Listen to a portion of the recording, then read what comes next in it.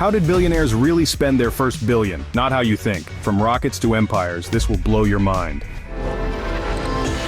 Elon Musk's first billion didn't go into private islands or luxury jets. He burned through it like rocket fuel, literally.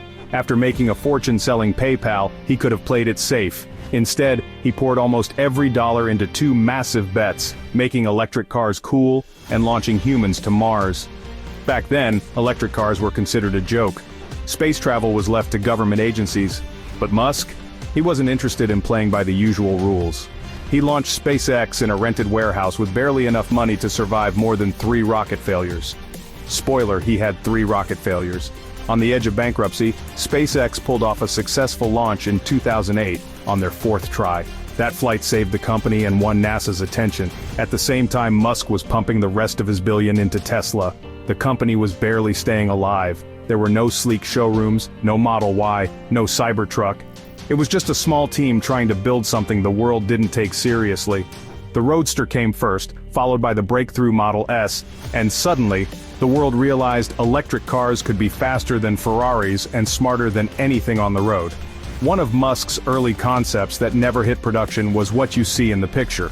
A fully armored Tesla on tank treads, complete with a turret and a license plate that simply reads, Elon. It's not a real product, but it shows how Musk turned the wildest ideas into actual headlines. This was the energy behind his first billion bold, over the top, and aimed at changing everything. And it didn't stop there. Musk used his remaining funds to launch the first Tesla Gigafactory, a battery plant so massive it looked like a sci-fi movie set. It would power millions of cars and bring production to a scale never seen before in the electric vehicle world. Here's the wildest part. By the end of his first billion, Musk was almost broke. He had bet everything. No safety net, just belief in the idea that if you push hard enough, you can change how people move, not just on Earth but in space too. Today both Tesla and SpaceX are worth hundreds of billions. But the crazy part? None of it would exist if Musk hadn't spent that first billion the way he did. Recklessly, bravely, and completely obsessed with the future.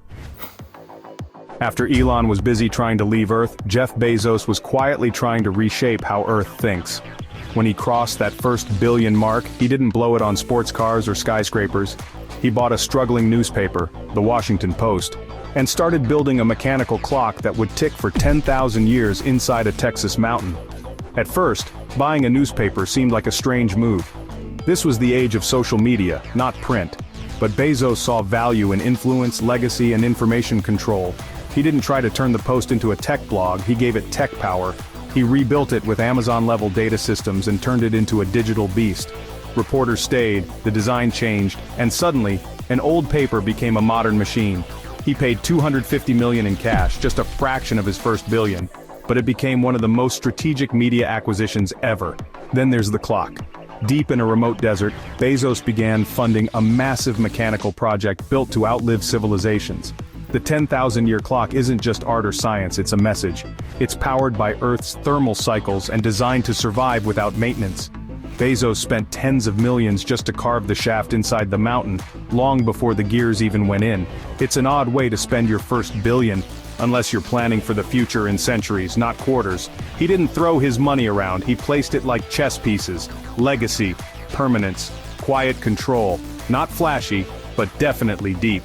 Now, while Bezos was focusing on information and time, another billionaire was aiming for something far more physical, connecting every corner of the planet. Which brings us to Zuckerberg. Mark Zuckerberg didn't want a fancy car or a vacation mansion for his first billion. What he wanted was a global signal. When Facebook exploded and turned him into a billionaire before 30, his first major project was Internet.org, a plan to bring free internet to the 4 billion people still offline. It wasn't just a charitable idea. More internet means more users means more Facebook. But the tech behind it? That's where things got wild. Zuckerberg started pouring millions into solar-powered drones with wingspans as wide as commercial planes. These were designed to beam internet down from the sky like satellites. One of them, called Aquila, actually flew. It looked like a sci-fi glider and weighed less than a car. It stayed in the air for hours, running on nothing but sunlight and code. That was just one piece. He also funded satellite launches, built data centers in remote regions, and worked deals with telecom companies in developing countries to offer basic Facebook access for free. That last part sparked controversy. People called it digital colonization, but Zuckerberg kept pushing. His spending reached into hundreds of millions, all from that first billion, aimed at building a world where being offline would be a thing of the past. The vision wasn't just global, it was tactical.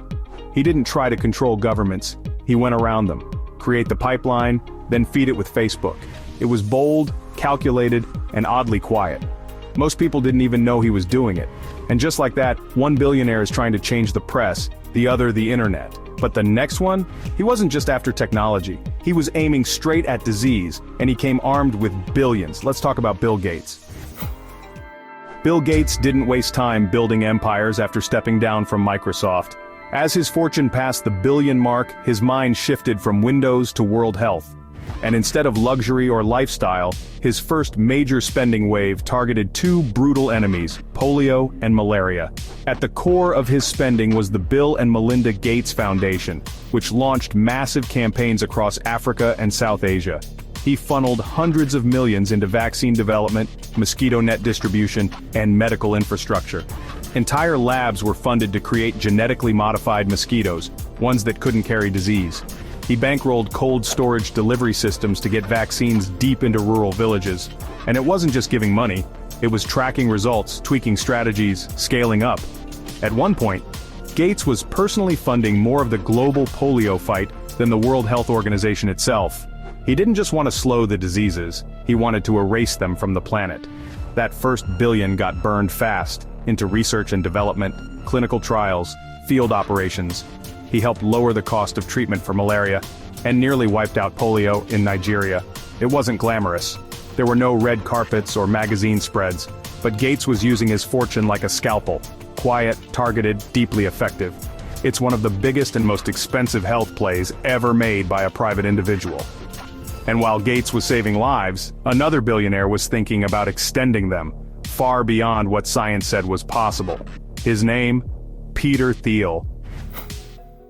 Peter Thiel made his name co-founding PayPal, then scored big as Facebook's first outside investor. But when the money started rolling in, he didn't spend his first billion on anything ordinary. He used it to chase radical life extension and build a future that looks like science fiction. Thiel began pouring money into projects most billionaires wouldn't touch. He backed the Methuselah Foundation, a research group hunting for ways to slow, stop, or even reverse aging. He wanted to break the code of death, seriously. Other millions went into biotech startups exploring cryonics, nanomedicine, and cellular regeneration. He even gave funds to scientists trying to reboot organs inside the body. But that wasn't all. Thiel also threw cash behind something called the Seasteading Institute, a project to build floating autonomous cities in international waters. No taxes, no governments, just free-floating mini-nations built on ocean platforms. The idea: create new systems of society from scratch. If that sounds wild, it is. And it all came from that initial billion. Another major chunk of his cash went to Palantir, a data intelligence company he co-founded to crunch national security and intelligence data. Today it works with governments around the world, but back then it was just a risky startup with military ambitions and massive computing needs. Thiel didn't buy things, he tried to buy futures. Some never launched, others are now shaping policy and tech on a global scale. Whether it was medicine, surveillance, or seasteading, his early billions weren't spent playing the game. They were used to rewrite the rulebook. And if you thought buying the sea was extreme, the next billionaire on our list went even further. He bought an island. A real one. Larry Ellison, the co-founder of Oracle, didn't spend his first billion launching a new company. He bought Lanai, a 90,000-acre Hawaiian island. Not beachfront property, not a villa, an entire island. He dropped around $300 million of his early billions to purchase 98% of Lanai from the previous owner, tech billionaire David Murdoch. What Ellison got wasn't just land, it was a functioning ecosystem: hotels, farms, roads, entire communities. But Ellison didn't just want to own it, he wanted to transform it. After the purchase, he started upgrading the infrastructure. New water systems, renewable energy projects, a smart grid. He renovated the Four Seasons resorts and opened a luxury wellness retreat that costs thousands per night. He even converted parts of the island into a sustainability experiment, complete with hydroponic farms and solar tech pilots. In the tech world it was dubbed Larry's Island Lab. He also moved there himself. Ellison lives in Lanai's most secluded corner away from the spotlight, while quietly pumping millions more into turning the island into a clean energy model. It was a mix of lifestyle, legacy, and experimentation, all bankrolled from that first fortune. Warren Buffett wasn't interested in building spaceships, islands, or futuristic drones. His big move with his first billion? Giving most of it away. Seriously. While other billionaires were stacking assets, Buffett started unloading his, strategically. He made one of the largest charitable commitments in history by pledging billions to the Bill and Melinda Gates Foundation, starting with hundreds of millions from his own early fortune. At the time, it shocked Wall Street. This wasn't just a few high-profile donations for show, it was stock transfers. Big ones. Buffett signed off on handing over shares of Berkshire Hathaway, the company he built from the ground up. But he didn't stop there. He created a unique giving model: donate steadily every year, not all at once, and make sure the money gets used efficiently. He backed other foundations too, run by his children, focusing on education, women's rights, and poverty. It was all part of his low-frills philosophy. Buffett famously still lives in the same Omaha house he bought for $31,500 in 1958. He didn't need a private jet. He didn't want a mega mansion. The bulk of his spending went into systems that help others. To Buffett, value wasn't about things, it was about impact. That said, he didn't completely give it all away. He's still one of the wealthiest people on the planet. But from the very beginning, his first billion went into what he believed mattered more than legacy or luxury leverage for good. And while Buffett quietly shaped the future from behind a desk, the next billionaire was flying over it, literally, with a balloon, a rocket, and a billion-dollar grin. Richard Branson didn't just want to be a billionaire, he wanted to fly like one. The Virgin Group founder has always had a thing for pushing limits, and when his bank account hit that billion-dollar mark, he started lifting off. Fast. One of his first wild projects? A balloon. Not a normal hot air ride, a massive high-altitude balloon meant to break world records. He partnered with aeronauts and adventurers, risking life and limb to cross the globe. These balloon stunts weren't just for adrenaline, they were for headlines, brand power, and global reach. Then came Virgin Galactic, his boldest move yet. Using his first billion, Branson funneled cash into creating the first ever commercial spaceflight company. He wasn't interested in satellites or military contracts. He wanted tourists in space, regular people, flying above Earth for a few minutes of zero gravity. He built Spaceport America in New Mexico, hired ex-NASA engineers, and designed the sleek VSS Unity spaceplane. Test flights happened, some failed, one even turned deadly. But Branson kept pushing, spending millions more from his own accounts to keep the dream alive. Eventually, he did it. He flew to the edge of space himself, wearing shades, smiling, mission accomplished. For Branson, the first billion wasn't about stability, it was fuel, a way to chase sky-high dreams and brand his name into aerospace history. Whether it was a balloon or a spaceship, he wasn't just spending money, he was lifting it off the ground. Meanwhile, another billionaire was spending his first billion a bit differently. He didn't build a rocket. He built a house, one that towers over everything else. Let's talk about Mukesh Ambani. Mukesh Ambani's first billion went into something most billionaires wouldn't dare to attempt: constructing the most expensive private residence on Earth. Welcome to Antilia, a 27-story skyscraper mansion towering over Mumbai, India. This wasn't a dream home, it was a billion-dollar statement. The building stretches over 400,000 square feet. It has 3 helipads. 6 floors are dedicated to parking. There's a full-scale cinema, a spa, a salon, a ballroom with crystal chandeliers, and a snow room that creates real snow to escape Mumbai's heat. Ambani didn't just build Antilia to live in luxury, he built it to reflect his place in India's corporate and cultural landscape. The house employs over 600 full-time staff, with operations running like a 5-star hotel. And where did that money come from? As head of Reliance Industries, Ambani was already dominating telecom, petrochemicals, and retail in India.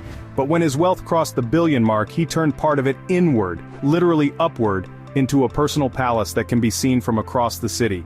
Antilia isn't just a home, it's a vertical kingdom. Love it or hate it, it's one of the most jaw-dropping ways any billionaire has ever spent their early fortune. From private islands to space planes, from vaccines to vertical castles, the way these billionaires spent their first billion says everything about what they value and where they think the future is headed. Amancio Ortega is a quiet giant. You won't find him on talk shows or chasing headlines. But when his bank account crossed the billion-dollar mark, he started buying buildings, and not just any buildings. We're talking luxury properties in the hearts of the world's most expensive cities. He took money earned from his fashion empire, Zara, and transformed it into a global real estate machine. Through his private firm, Pontegadea, Ortega began acquiring skyscrapers, shopping districts, and high-end office spaces. In Manhattan, he dropped hundreds of millions on a Fifth Avenue building. In London, he bought entire blocks. In Miami, he owns oceanfront towers. In Madrid and Barcelona, he scooped up real estate like it was part of a private monopoly board. This wasn't guesswork. Ortega understood one thing: fashion is fast, but land in the right location is forever. His first billion went straight into assets that don't fade or go out of style. The man who sold shirts for $20 was now purchasing properties worth hundreds of millions, some in cash. What's unusual is that Ortega barely makes public appearances. No big press conferences, no extravagant interviews. Yet his real estate empire quietly grew into one of the biggest privately owned portfolios in the world. And it all started from that first billion spent wisely, globally, and relentlessly. The next billionaire also invested in luxury, but with a taste for culture, art, and domination of the fashion world. Bernard Arnault plays the game differently. When Bernard Arnault hit billionaire status, he didn't open a vault, he opened a portfolio. One filled with designer logos, luxury brands, and priceless works of art. As the head of LVMH, Arnault used his early billions to acquire companies that already defined elegance, then made them even more powerful. He began by locking down Louis Vuitton, then added Dior, Fendi, Moet and Chandon, and Dom Perignon. He spent heavily, not just on buying names but reviving them. He hired top designers, overhauled brand images, and built global boutiques in the most exclusive neighborhoods. His first billion flowed into a single vision-owned luxury, all of it. But Arnault didn't stop at handbags and champagne. He poured millions into contemporary art, becoming one of the world's most influential collectors. He funded the Fondation Louis Vuitton, a futuristic museum in Paris, to house rotating exhibitions from names like Basquiat and Warhol. Some pieces cost tens of millions each, but to Arnault, they were cultural investments, not wall decorations. This mix of fashion and fine art turned his spending into a cultural strategy. While other billionaires were collecting cars or companies, Arnault was collecting symbols of status. The brands, the art, the architecture, it all became part of the same empire. Now, not every billionaire buys paintings and fashion houses. Some prefer action. One of them spent his first billion courtside, and that brings us to Steve Ballmer. Steve Ballmer is energy in a suit. After serving as Microsoft's CEO and helping grow it into a tech monster, he walked away with billions. And you know, when the time came to spend big, he went for the slam dunk, literally. In 2014, Balmer dropped $2 billion in cash to buy the LA Clippers. It was the highest price ever paid for an NBA team at the time. People thought he overpaid. He didn't care. To him, it wasn't just about basketball, it was about passion, legacy, and building something his way. And he got involved fast. Balmer wasn't a silent owner. He screamed from courtside, revamped the front office, upgraded the training facilities, and announced plans for a brand new arena, the Intuit Dome, set to cost over $1 billion alone. It's his vision, high-tech, everything from biometric security to app-controlled concession orders. It's sports, reinvented by software money. He also pushed the Clippers into serious contention, bringing in superstar players, top coaches, and creating one of the NBA's most valuable franchises today. His first billion didn't go into some corporate investment fund. It went into adrenaline, lights, and noise. It bought a franchise and reshaped it into one of the most modern sports operations in the league. When Roman Abramovich became a billionaire, he didn't waste a second figuring out what to do with his money. He spent it. Fast, flashy, fearless. His first billion turned into a global collection of floating palaces, rare supercars, and most famously, one of the most talked about football clubs in the world, Chelsea FC. Let's start with the big one, his yacht, Eclipse. Not a yacht really, more like a private island that moves. It cost him around $700 million. It's over 530 feet long, comes with 2 helipads, a missile defense system, and a mini submarine that can dive nearly 50 meters. It also has its own nightclub, spa, cinema, and a swimming pool that converts into a dance floor. If you ever wondered what it looks like to sail on your own fortress, this is it. Then came the car collection. Abramovich didn't just grab a Ferrari and call it a day. He built a garage that reads like a billionaire's fantasy league: Bugatti Veyron, McLaren F1, multiple Ferraris, and ultra-rare track-only supercars most people never even see in person. Some of these machines cost more than private jets. But his loudest purchase? In 2003, he bought Chelsea Football Club for about $190 million. At the time, the team was underperforming and financially unstable. He flipped that overnight. He poured in hundreds of millions, signing world-class players, hiring elite coaches, building training facilities, and turning the club into a trophy machine. Under his ownership, Chelsea won the Champions League, the Premier League, and became one of Europe's elite teams. Abramovich wasn't shy. He spent his first billion making statements: power, speed, dominance, on land, water, and the soccer field. Every dollar was a spotlight, and he knew exactly where to shine it. When Michael Bloomberg crossed the billionaire mark, he didn't waste time buying yachts or islands. He started moving money, fast, into two places that shaped the world: politics and philanthropy. With his first billion, Bloomberg launched Bloomberg Philanthropies, which poured hundreds of millions into public health, education, climate, and the arts. One of his biggest early spends went into fighting smoking, funding anti-tobacco campaigns in over 100 countries. He helped introduce soda taxes, pushed for clean energy, and backed city governments with data-driven solutions. But the real headlines came from his political spending. Bloomberg became one of the most powerful private funders in American elections. He backed candidates at every level, from small-town mayors to members of Congress. And when he ran for president himself, he went all in, spending over $500 million of his own money in just a few months. No donors, no fundraisers, just cash and control. Bloomberg's first billion didn't go to luxuries, it went to leverage. Every dollar was a move in a bigger plan: shape public policy, drive results, and fix what government couldn't. That's about it. What would you spend your first billion on? Write in the comments. For more useful information, watch other videos.